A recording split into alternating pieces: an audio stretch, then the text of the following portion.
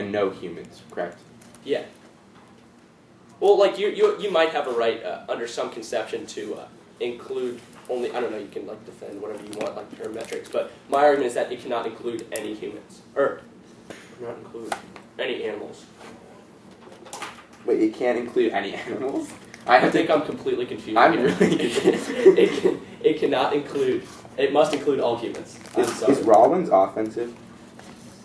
Which is Rollins? Rollins, sorry. Is it just there's a distinction between like moral agents and moral subjects? Yeah. Moral agents, moral subjects, and then it also makes the claim that any system of ethics that is based upon, like me, being a creator, thus me being the rights holder, is committing the genetic fallacy. So it's only about the genetic fallacy. Like it's not. If I read an argument that would do that, then that'd be bad.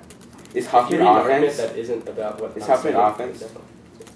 Under what? Yeah, it would be a term. To what? Like contracts, or to reciprocity, or maybe even like language stuff. Fun stuff. Sounds good.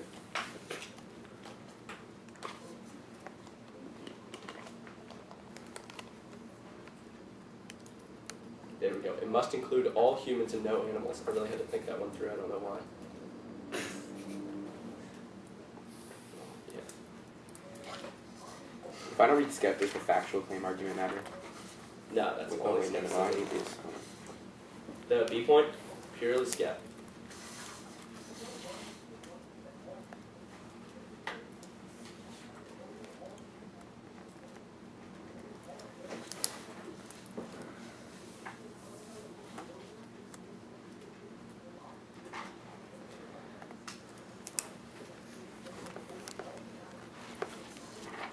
You only concede anything for theory? I'm not going to be reading theory, thank you. Cool. Wait, why do rights have to be in a social context? So they shouldn't. Oh, okay.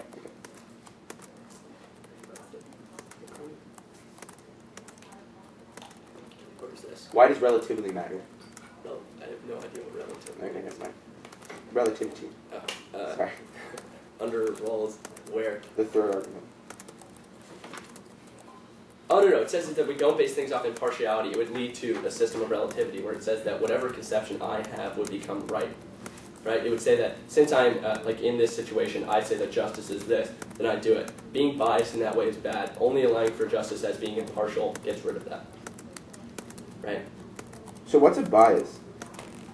A bias would be any reason, like, arbitrary factor that we bring in.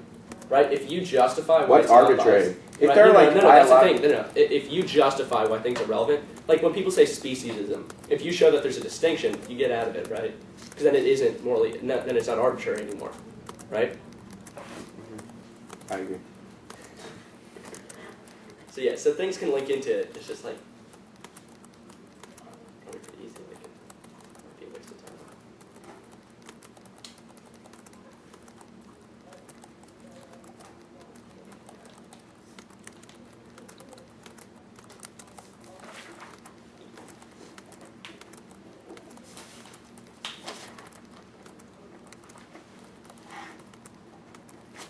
I have 105 left.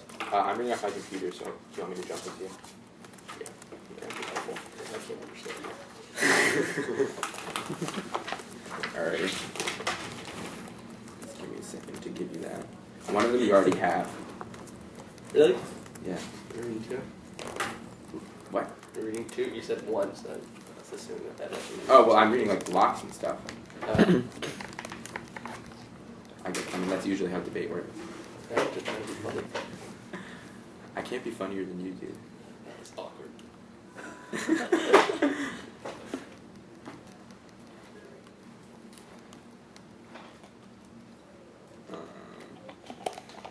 should have read this.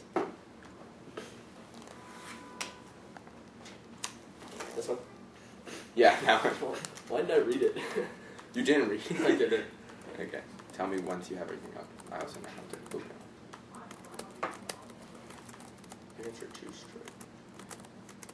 Yeah, Did you just name it that, or was it actually already typed up? No, I named it that this morning in anticipation of debating you. It was an answer to Rawls, but I wanted to hype you up. Okay, I gotcha. I hope that's okay. I appreciate it. It's your confidence. Okay, are you ready? Yep.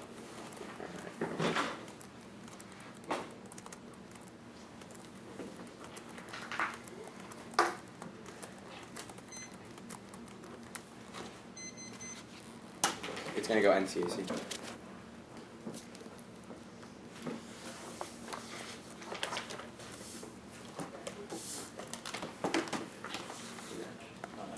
Off 33 shows. I should judge on the panel with you more often.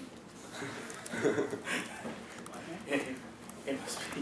Is that right? Okay. I negating value justice. Justice synonymous morality. Dictionary.com defines equality, moral righteous. And morality and justice are the same function. They both exist in normativity. They're designed to govern conduct. The next burden is to prove why animals are separate or non-required aspects of normative calculation. The resolution question is not whether animals matter, but how they matter, because it presupposes that animal rights already exist. It merely asks whether those rights are required for conception of justice. This consists with the AC interpretation. So the Drew stand up at the next beat to extend its burden as reason to exclude offense.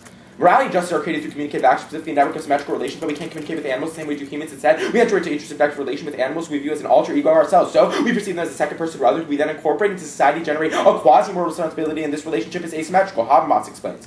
The identity of individuals develops through integration into communicative interpersonal relations, implicates itself in a network of reciprocal vulnerabilities, rendering itself to need protection, morality, protective institution. Nobody can preserve his integrity by himself alone. The integrity of a person requires a network of symmetrical relations recognition, which non-replaceable individual can secure the fragile identities, reciprocal fashion, only members of the community. Morality is interpersonal integrity, implicit in linguistic interaction, which is more deep-seated than bodily integrity. This difference experience the animal because we don't attribute personality to creatures with whom we cannot communicate with animals in asymmetrical fashion. Our quasi-moral responsibility towards animals grounded in the potential for harm, inherent in all social interaction, we encounter them in the world, the alter ego, need of protection animals, a second person. Therefore, justice does not require the recognition of animal rights because our interaction with animals is restricted to a non-normative basis. The NC acknowledges that we have some sort of responsibility towards animals and thus does not refute the need to treat them well. Rather, the NC articulates the very nature of that responsibility towards animals and finds that it's not one of normative requirement, proving the resolution false. And interactions between human and animal are non-linguistic, and animals cannot directly participate in communicative action. The only way to involve animals is by assuming a personal identity and ascribing human qualities of an agent to them. Animals only count through personification. Habermas too. Interactions with human animals are non-linguistic. Just as an animal cannot experience pain, it's reflexively like a human being when suffering is caught up with the fact that in pain, these asymmetries characterize animals and interaction just fail to describe characteristics of agents to animals who might others to initiate utterance or address them. To us, and we have duties that are analogous to moral duties. They are analogous to moral duties only to extent the asymmetries in the interaction. We make comparison with the relations of recognition between persons. First, the interaction between humans and animals is not one of justice and morality, but rather analogous. Even if the AC with animals matter, you still negate because they must prove why they isolated normative relationship between animal and human rather than analogous one. Second, since we find a normative basis via communicative action, animals inability to communicate with humans, presence being incorporated into the fold, even if just require animal rights is impossible. AC. Starting on the top. On his definition of recognition. My case consists with that this is an offense for him in the next speech. If he extends it to preclude the NC, he needs to do specific application and allow you negative answers because that wasn't done to the Habermas argument in the first place. Then on the resolution presupposes human rights, like how he contextualizes the burden. First, I mean his burden. This is equality that is met by all humans because Habermas 1 explains why the type of interaction that needs to happen is one through social institutions, which is one thing that humans can be because they all have the ability to participate in social institutions by the very nature that we share the same structures of language and things like that. This is the reason why they have the ability to reciprocate rights and engage in the symmetrical relationship we talked about. Additionally, the Habermas evidence specific that all humans possess this quality, but animals do not, which means the specificity of the evidence is sufficient for me to beat his burden. If Shrew stands for the next speech tries to use the burden to exclude my offense, then force him to give him an example of when there is no overlap between humans and animals. There is nothing in the world that does applies to all 7 billion human beings and no animals. If that is the case, and he tries to exclude my offense and you allow new negative responses, additionally, you have to force him to have private response in order for it to be legitimate preclusion. Now on Rollins. My argument is not about moral construction, so it's not going to apply to the genetic fallacy. This is an offense for him caused by caustics. Then on Huffman. He never said, his evidence never says animals in it, just as perhaps animals have it, does not actually make a specific claim about whether or not animals possess capability, which is the reason why you reject the evidence. Second, this is empirical claim without empirical warrant. It says that animals can participate in contracts, it's relying on sort of empirical basis for this, but never explains why this is actually the case. 3, it never says animals can contract, but rather says that we can contract towards animals. That would not be the sufficient case. This is not offense under my framework. Even if we can create social interactions that would include animals, animals cannot reciprocate, which is the reason why this Huffman evidence does not be applied to Habermas. Now, on his justifications for why justice must be arbitrary. On the first one. First, he never explains why Jew matters in this moral framework. This presupposes that he's winning the Rawlsian framework. It's also presupposing that non-arbitrariness matters, but this is using his he's using this as justification for why we have to look to non-arbitrary forms of morality, which is the reason why it is not sufficient. Then on his second argument, he says that anthropocentrism denies relevant qualities. I'm not just shouting out jargon here, I'm just defining what he is talking about. This needs an external framework to justify why some sort of anthropocentric quality or non-arbitrary application of rules matters. He is trying to justify why non-arbitrariness is good by saying arbitrariness is bad, but that presupposes that non-arbitrariness matters in the first place. Now on the third argument. This presupposes he's winning the Rawlsian framework. Once again, he says that in order for things are relative, if they're not in a social, if they're really applied to social context, but that matters only if we're using some sort of moral theory that does not look to social context. Second, he never justifies why relativity would be a problem or why we need to avoid relativity. Third, the Habermas argument solves this back and actually it's a better justification because it's not relative, rather any sort of social institution allows for reciprocity because Habermas explains that the key aspect of morality is not whether or not morality exists, but rather or not we can reciprocate these rights upon persons, which means that in order to be a right holder, you have to be able to reciprocate and engage in the type of symmetric relations that occurs via the NC, not the asymmetric relations that occurs with the animal and human. That in the 4 argument. This is specific.